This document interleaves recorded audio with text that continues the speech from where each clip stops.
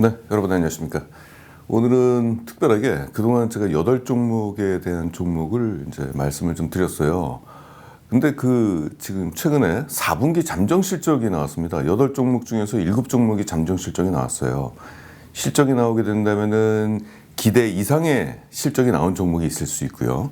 기대 이하의 실적이 나올 수도 있잖아요. 그러면 이제 목표가 조정 이런 것들이 나올 수도 있고, 심지어는 이 종목을 계속 투자를 해야 될지 말지 이런 것들도 이제 의사결정을 해야 되는 그 과정을 겪어야 되잖아요.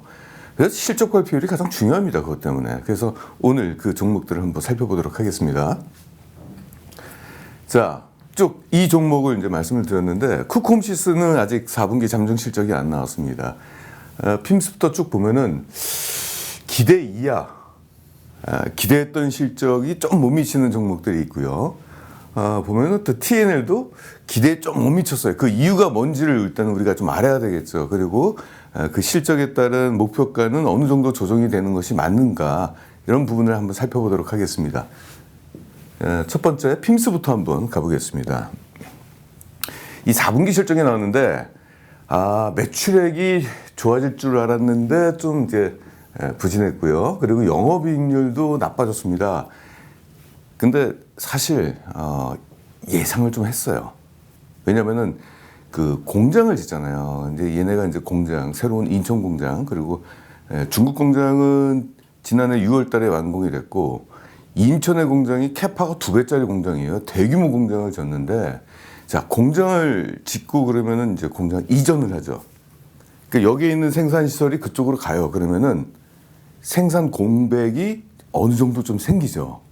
그러니까 매출액이 좀 떨어질 수 있고요. 두 번째, 이전 비용이 이게 만만치 않거든요.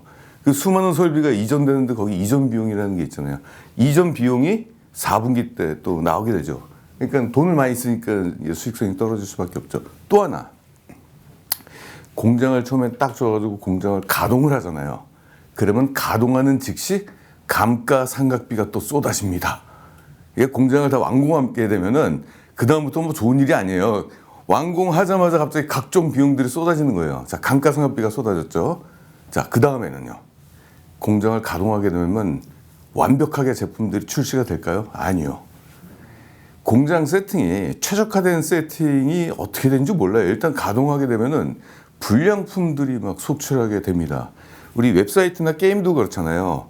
게임을 완료를 하게 된다면은 이게 오류가 엄청 많이 나오잖아요. 그래서 베타 테스트 뭐 이런 것들을 하고 그렇지 않습니까? 공장도 마찬가지예요. 소위 이제 베타 테스트를 해야 되는 거죠.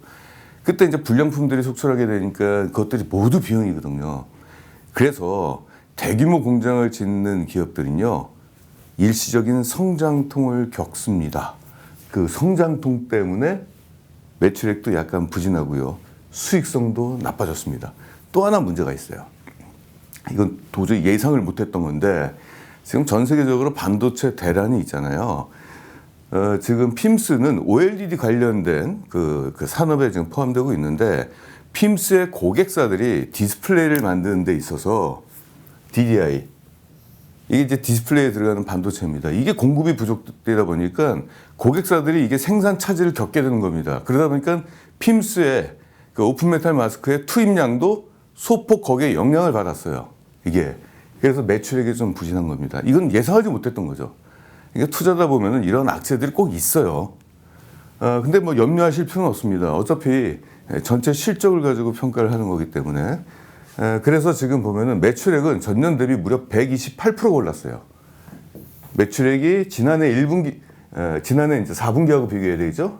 그렇죠? 매출액은 굉장히 큰 폭으로 증가했고, 적자 폭은 좀 감소했습니다. 지난 4분기 적자가 있었어요. 좀 감소를 했다. 다만 예상하지 못했던 DDI 쪽 공급 부족 때문에 매출액이 부진했던 것은 시나리오에 없었던 거기 때문에 여기에 따른 이제 기업의 적정 주가에 대한 변화가 좀 필요하겠죠. 최근에 주가 이제 하락이 이제 거기에서 좀 일어났죠. 최근에 주가가 지수 조정 때문에 이제 올라갔다가 지수 조정 때문에 떨어졌죠. 뭐 차익 실현 물량도 좀 있었을 겁니다. 그리고 4분기 실적이 예상 외로 좀 기대에 못 미친 실적이 나오니까 주가가 좀 떨어졌습니다. 근데 매수 위치입니다. 매도할 필요가 없어요. 그래서 원래 핌스의 EPS 성장률은 연간 70%로 추정이 됐었어요. 근데 숫자를 굉장히 보수적으로 잡았습니다. 일단 연평균 46%로 잡았습니다. 근데 이게 엄청난 고성장이잖아요. 연평균 46%씩 올라가는 기업은 흔치 않습니다. 굉장히 고성장이에요. 엄청난 고성장에서 뭐 약간 좀 낮아졌다 이렇게 평가하시면 되겠습니다. 지금 보니까 이 DDI 공급 부족, 이 디스플레이 들어가는 반도체 이쪽에 공급 부족 이슈가 제가 이제 조사한 바로는 지금 현재 1분기에도 지속이 되고 있어요. 그래서 이게 지금 약간 불확실성이 좀 있기 때문에 일단 성장률을 굉장히 보수적으로 낮춰서 일단 잡았습니다. 이렇게 됐고요. 그리고 다만 올해 우리가 이제 핌스에 대해서 기대하고 있는 게 그거죠. 중국 쪽의 실적, 호조세가 지속이 된다는 거. 그리고 그동안에 별로 없었던 삼성 디스플레이, LG 디스플레이 쪽의 물량이 본격적으로 이제 발주가 이제 시작되고 그것 때문에 공장 생산 캐파를 2.4배로 증가를 시켰지 않습니까? 그 공장이 올해부터 본격적으로 이제 가동이 되겠죠. 다행히 공장이 초기 가동을 하면서 초기에 비용이 나왔던 것은 2021년도 4분기에 반영이 된 거잖아요. 그러면 이제 2022년도 1분기부터는 그 성장통을 이미 겪었기 때문에 올해 실적부터는 양호한 실적이 나올 걸로 보여주고 있습니다.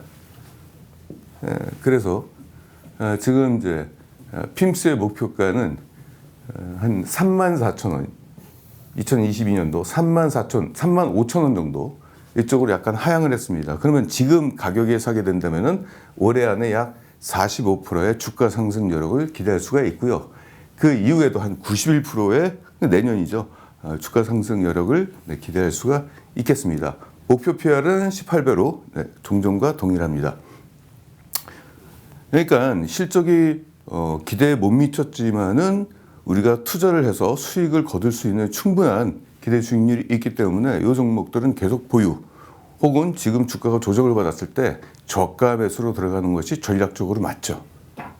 그러니까 우리가 이제 기업에 대한 실적과 밸류에이션을 정확하게 알게 된다면은 주가가 떨어졌을 때 손절이 아니라 비중 확대를 통한 수익을 좀 더 극대화시킬 수 있는 전략을 수행할 수 있다.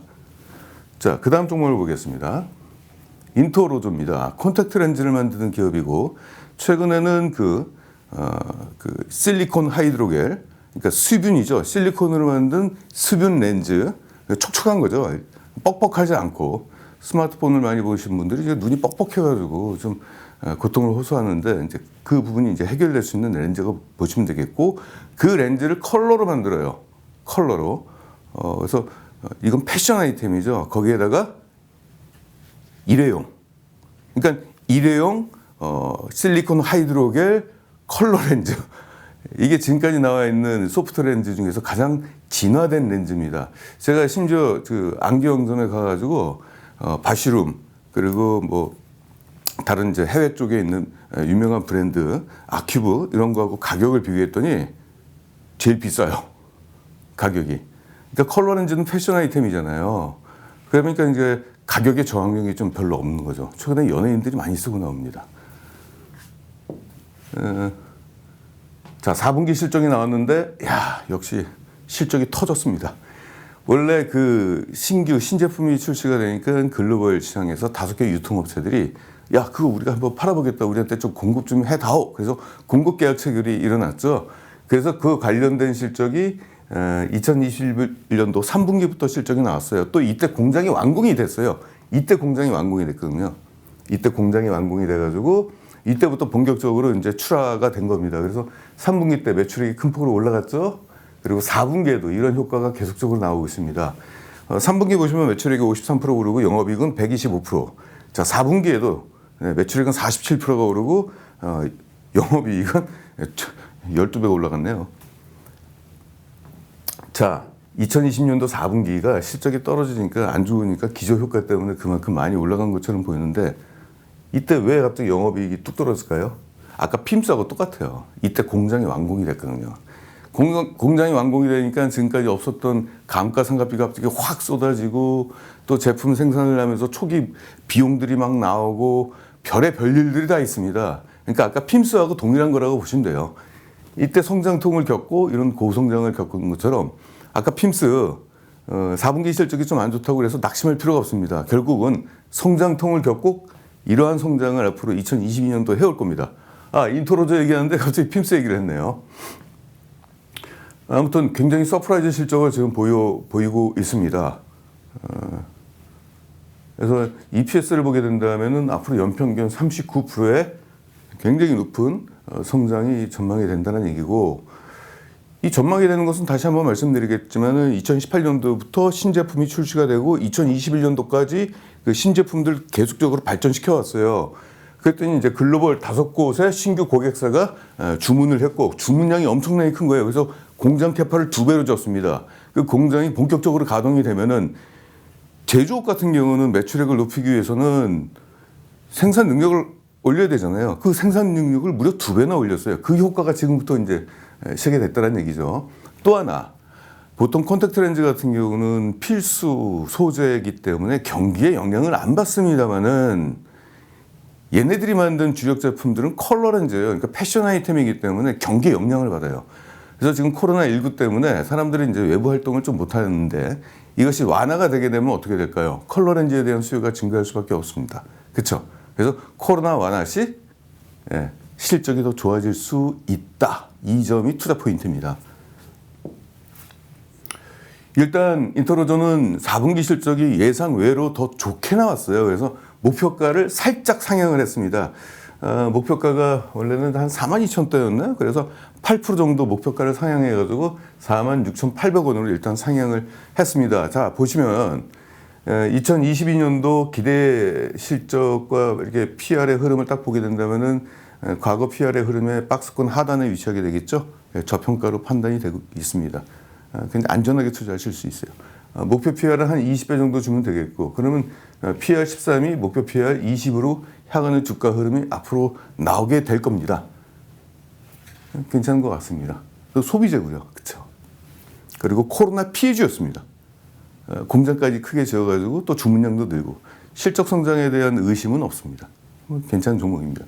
지금 사게 된다면은 2022년도 올해 약 50% 이상의 기대 수익률을 얻게 되실 겁니다. 넘어가서 볼게요. 아스트 보겠습니다.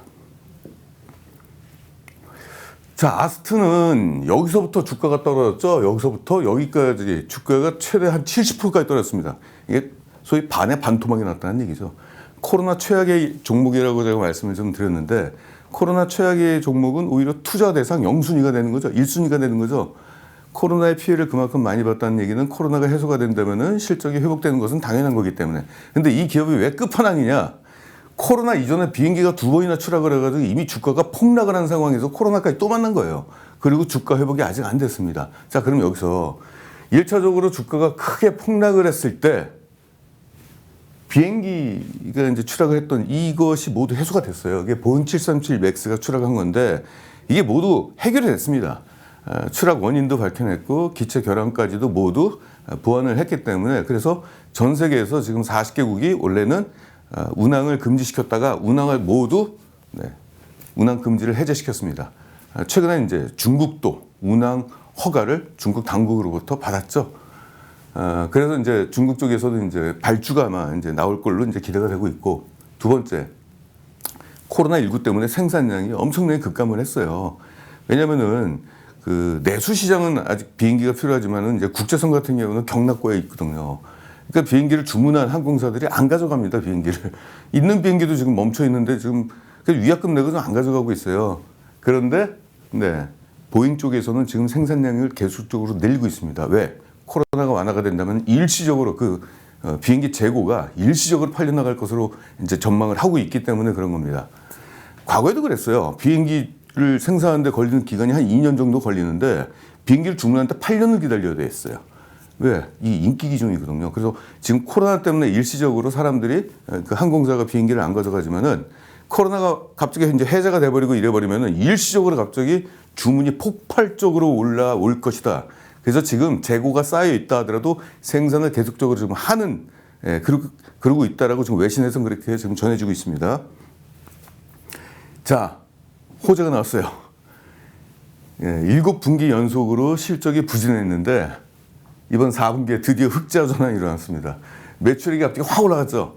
네, 생산을 본격화시키고 있습니다. 지금 생산량이 지금 증가하고 있다는 얘기고요. 고정비를 넘어서는, 그러니까 손익분기점을 넘어서는 매출액이 넘어서니까 영업이익이 9%까지 올라갔습니다. 최근에 이제 아스텔 들고 계신 분들이 지금 한 7분기 연속으로 실적이 안 좋아지니까 굉장히 불안한 거예요. 뭔지 모르게 불안하고, 심지어는 야, 이거 상폐당하는 거 아니야? 게시판에 먼저 그런 얘기는 또 있잖아요. 근데 걱정 안 하셔도 될 것 같습니다. 그래서 한번 이렇게 매출액이 좋은 흐름이 나왔으니까 앞으로도 이런 흐름이 계속적으로 지속이 될 것 같아요. 그리고 가장 중요한 거, 보잉 쪽에서의 최대 고객은 물론 미국이겠지만 중국 쪽이 되게 중요해요. 전체 매출의 25%를 차지하고 있는데 중국이 3년 만에 이번에 올해 초에 주문이 들어올 것 같습니다. 주문이 좀 많이 들어왔으면 좋겠네요. 자, 이 페이지 꼭 기억해 두시기 바랍니다. 비행기가 추락을 이때 했죠. 이때 하고 나서 수주 잔고가 더 이상 늘지를 않았습니다. 그리고 이건 보잉 737 쪽의 수주고, 엠브라에르 신규 사업으로 엠브라에르 또 수주가 들어왔죠. 그리고 나서 코로나 때문에 이 수주가 멈춰 있습니다. 수주 잔고가 더 늘어야 되는데 앞으로는 어떻게 될까요? 더 늘 겁니다. 지금 뭐 비행기 중단돼 가지고 지금 뭐 만들지도 못하고 있으니까 수주 잔고가 지금 여기에 머물러 있잖아요. 이 머물러 있는 수주 잔고 기억해 두세요. 3조 5천억 원입니다. 환율 1,200원으로 적용했을 때 이 정도 금액이 나와 있고, 이것은 결국은 매출로 전환이 될 거예요. 지금 보잉 쪽에서 생산 속도를 좀 높이는 걸로 지금 보여주고 있기 때문에 이게 빠르게 매출로 전환이 될 것 같고, 다시 시장이 정상화되게 된다면은 비행기, 항공기의 주문에 의해서 이 수주 총액이 좀 증가하겠죠. 그래서 안정적인 실적 성장이 이제 예상이 됩니다. 또 한 가지, 이게 지금 사실인지 아닌지 모르겠는데, 보잉 쪽이 여러 가지 지금 골치 아픈 일이 있다 보니까 생산 캐파를 줄이고 있어요. 지금 올해 2021년도 결산 실적 보니까 보잉이 한 40억 달러가 손실 났다라고 해요. 그래가지고 비용을 줄이기 위해서 생산 캐파를 좀 줄였대요. 줄이니까 거기에 비례해서 아스트 쪽의 생산 점유율이 높아졌다.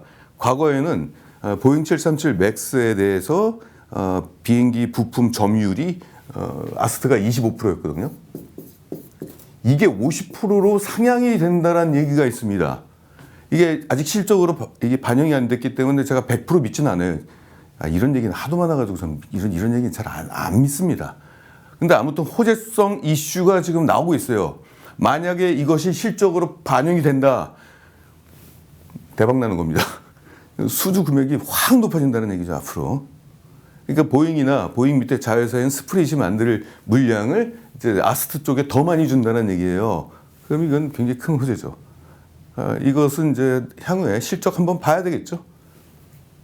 아무튼 뭐 이런 호재도 있다.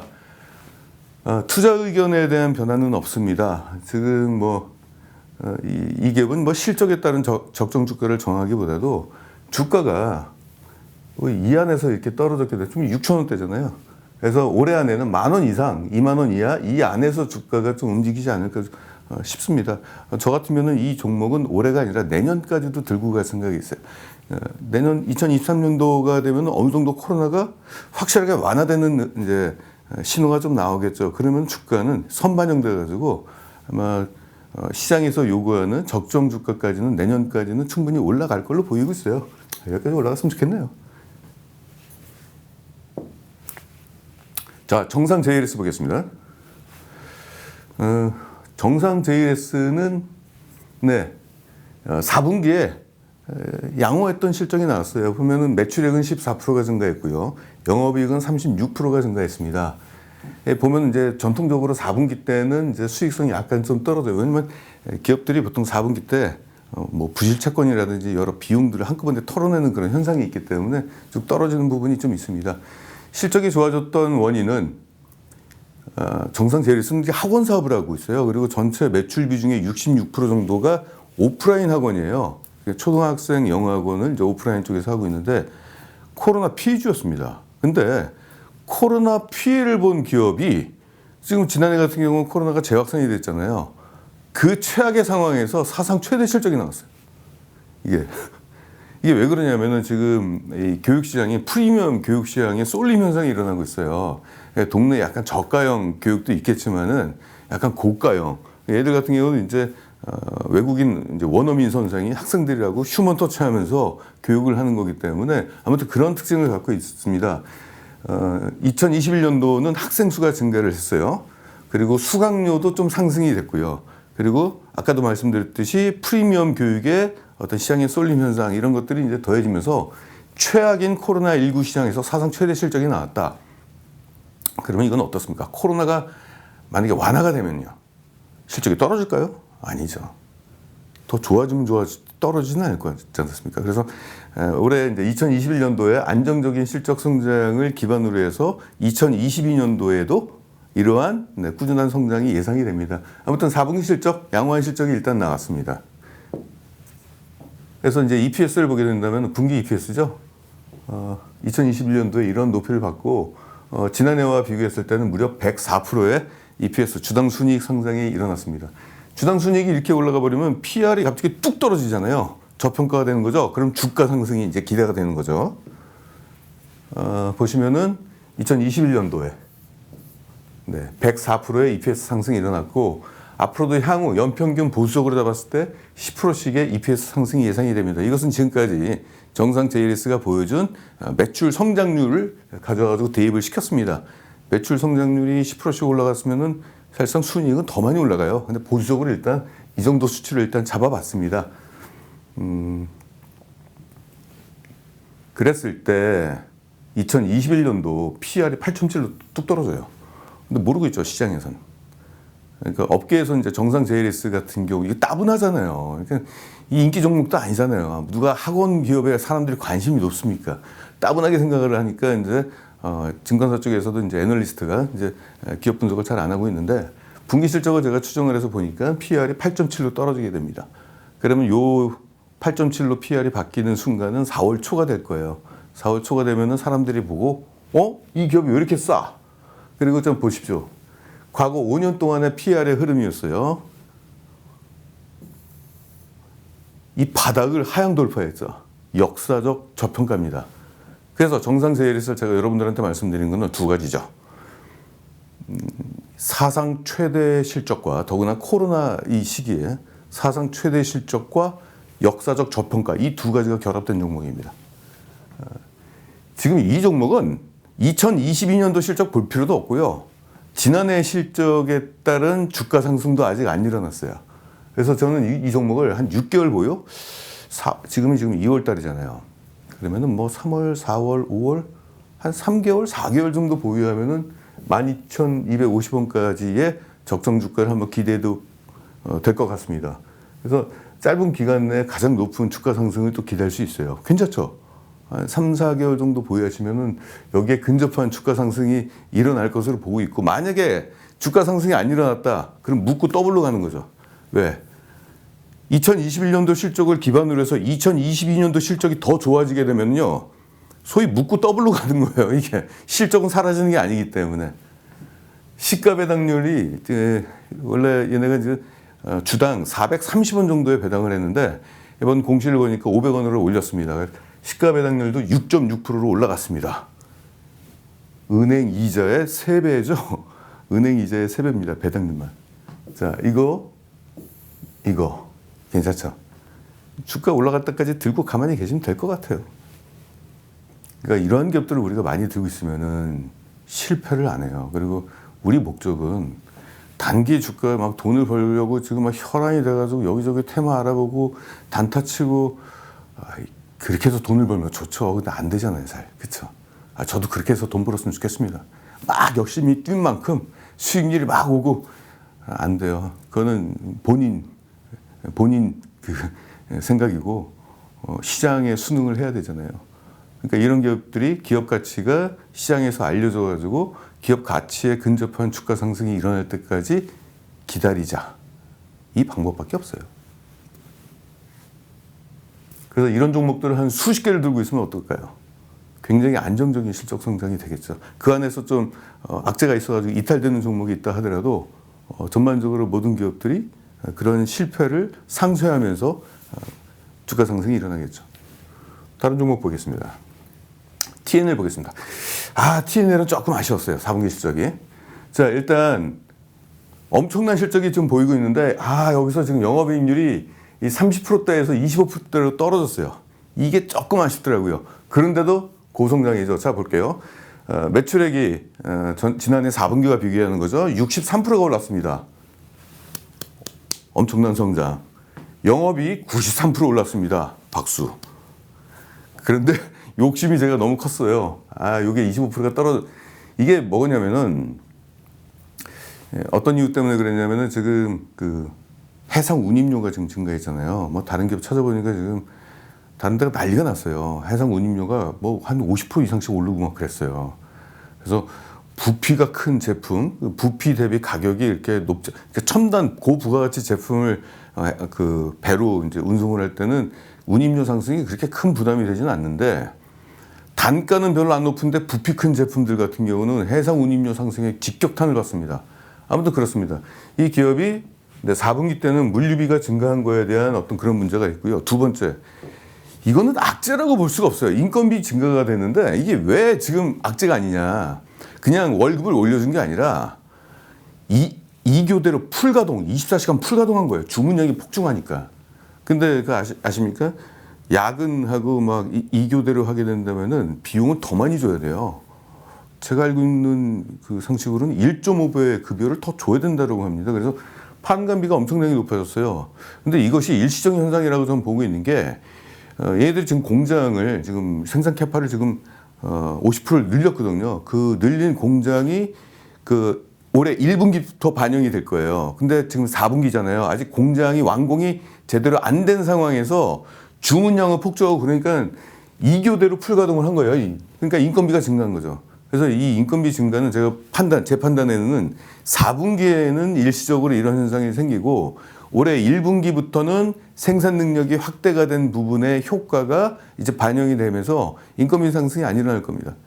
그러니까 주문은 많이 들어오는데 막 주문량을 맞춰야 되겠는데 공장 사이즈는 작아가지고 이거 제대로 못하고 그러니까 2교대로 풀가동할 수밖에 없잖아요. 근데 지금 공장 사이즈가 커졌어요. 그러니까 좀 이것들이 좀 괜찮으시겠죠. 아무튼 이걸 악재라고 볼 수는 없고 이건 호재죠, 사실. 그래서 일단 수익성이 약간 좀 이렇게 둔화가 됐다라는 것이 있습니다. 요거는 우리가 기대에 못 미친 실적이라기보다도 좀 한번 봐줄 필요는 좀 있는 것 같습니다. 아무튼 폭발적 성장이 나왔다는 것은 우리가 한번 괜찮은 것 같아요. 매출 성장이 저만큼 나왔고 주가에 직접적인 영향을 주는 EPS를 보시게 된다면 괜찮죠? 아까 영업이익만 제대로 나왔으면 이렇게 나왔을 텐데 말입니다. 그렇죠? 아무튼 그래서 결론을 보게 된다면 EPS가 무려 59%가 증가를 했습니다. 또 하나 최근에 그 새로운 또 수주가 나왔어요. 지금 TNL이 최근에 뭐 유럽에 어떤 전시회도 나가고 독일 가가지고 뭐 이렇게 뭐 세미나도 하고 막 이런 것들이 좀 있었거든요. 그래서 여기서 어떤 성과가 있는지를 좀 봤는데 성과가 있었더라고요. 보니까 독일 가가지고 어디 뭐 전시회 같은 데 하고 그랬는데 독일 업체하고 계약을 체결했습니다. 214억 원의 공급 계약을 체결을 했는데 214억이 TNL한테는 큰 돈이에요. 왜냐하면 얘들이 연간 매출액이 400억밖에 안 돼요. 영업이익률이 엄청나게 높은 기업이기 때문에 지금 우리가 기대가 좀 하는데 매출액은 요거밖에 안 돼요, 사실. 근데 214억 원의 공급 계약을 체결했습니다. 그러면 이것이 2024년도 12월까지 공급하는 거예요. 그러니까 즉 3년 동안 공급하는 겁니다. 그래서 제가 그 계산을 해봤어요. 406억을 기준으로 해가지고 214억 원을 3년 동안 나눠서 내게 된다면은 매출액이 한 18% 정도 증가한 효과가 나옵니다. 매출액이 18%가 증가하면 영업이익은 그 이상으로 크게 증가하겠죠. 이런 것들이 서서히 나왔죠. 지금 그래서 지금 미국에서 1등이고 얘네 참 제품 아시죠? 과거 영상 보시면 아시겠습니다. 패치죠. 이게 여드름 패치 이런 것 좀 만들고 있잖아요. 그래서 미국에서 지금 아마존에서 압도적인 1위를 하고 있고 영국에 갔더니 영국에서도 1등이고 이젠 유럽 시장을 지금 노립니다.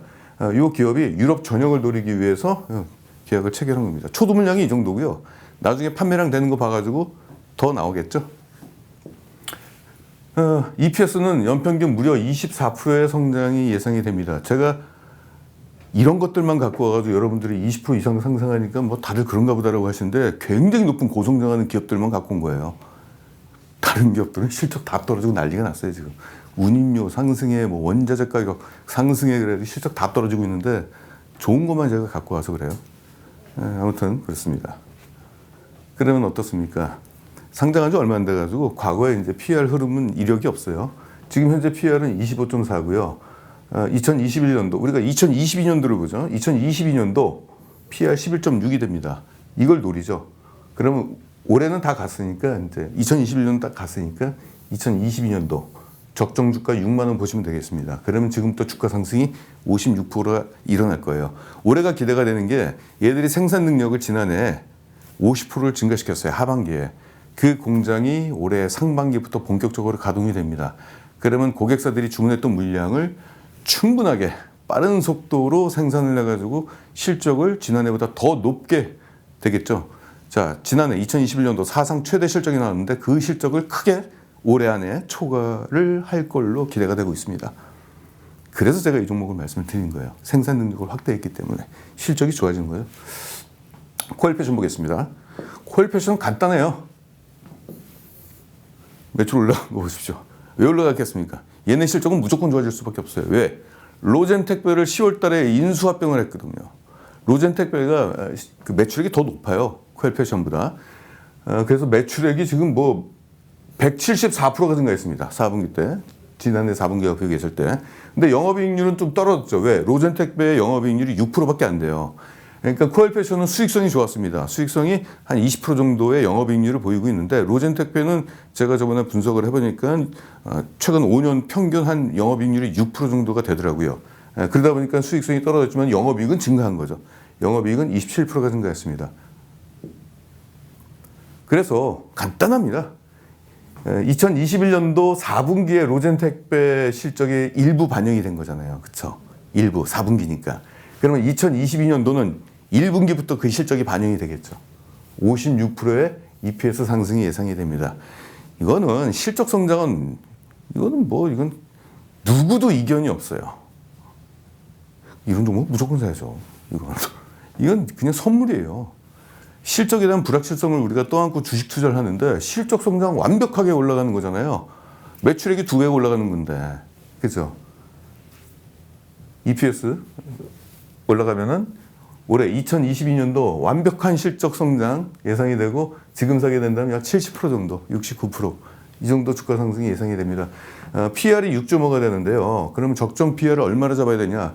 저는 보통 통상적으로는 적정 PR을 그 중간값으로 잡습니다. 보통 다른 데 같았으면 PR을 8 혹은 9로 잡았는데 11로 잡았습니다. 왜?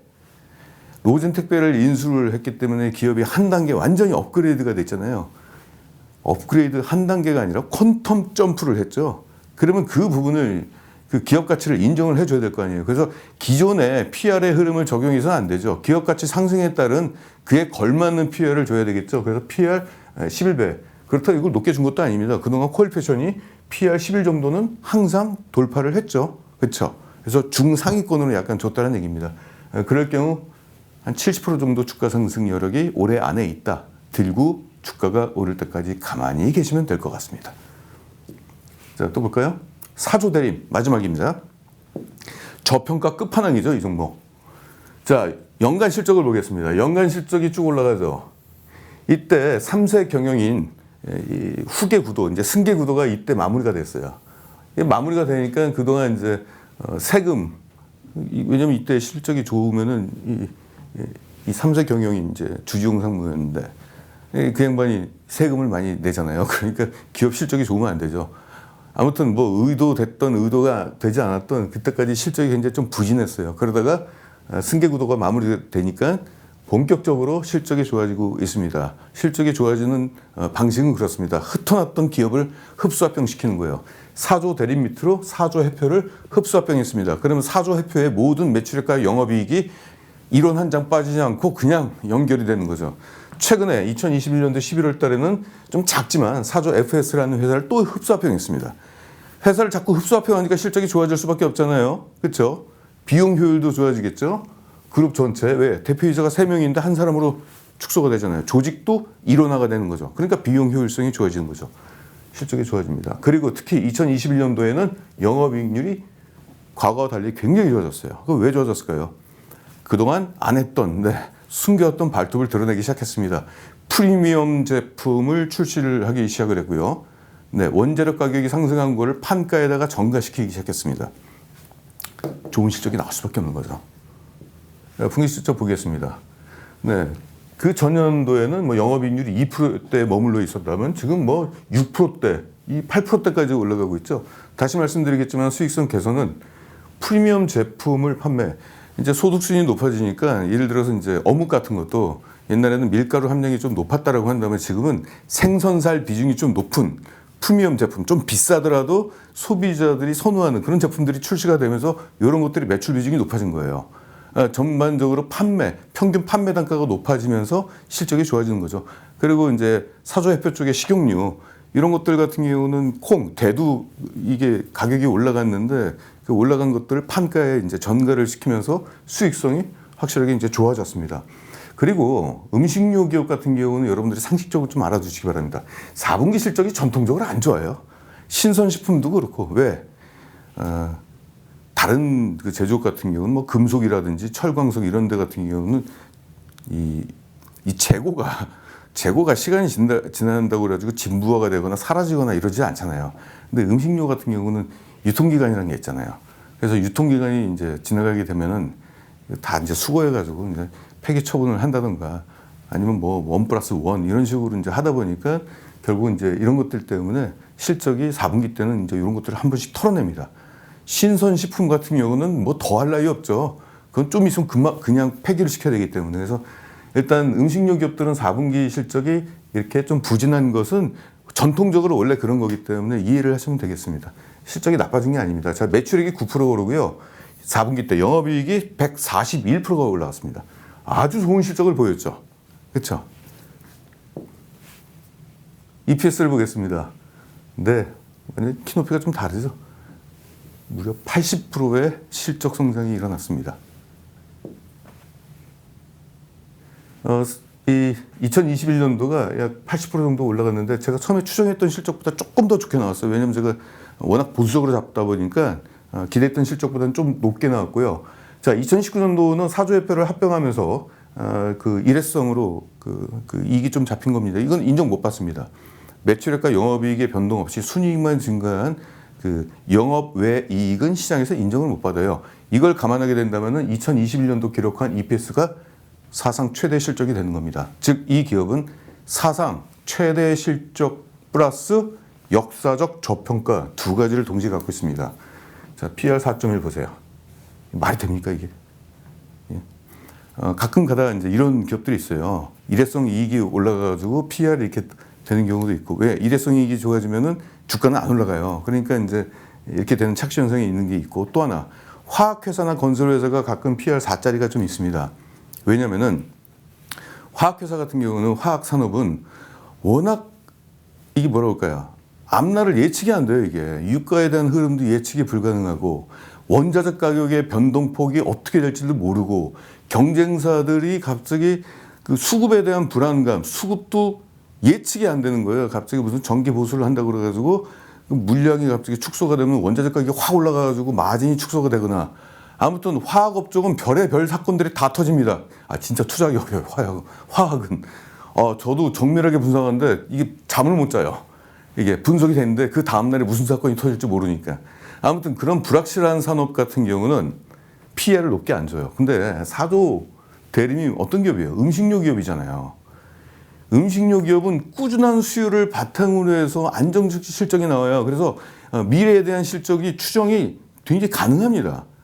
더군다나 고객이 한두 명이 아니잖아요. 전 국민이 고객이잖아요. 그러니까 그 실적에 대한 안전성, 편차도 없고요. 더구나 최근에 실적이 좋아진 건 어떤 이유다? 네, 프리미엄 제품 그리고 판가 인상에 따라서 실적이 좋아진 거잖아요. 이 판가가 떨어질까요? 그렇지 않죠. 그러니까 모든 것들이 예측 가능한 산업 내에서 사업을 하고 있는 기업인데, 그리고 최근에 폭발적인 실적 성장까지도 일어났고요. 그런데 PR 4.1이다? 야, 이건 시장에서 너무 박하네요. 이런 거 놓치면 안 되죠. 이건 시장에서 실수한 종목입니다. 이런 종목은 담아야죠.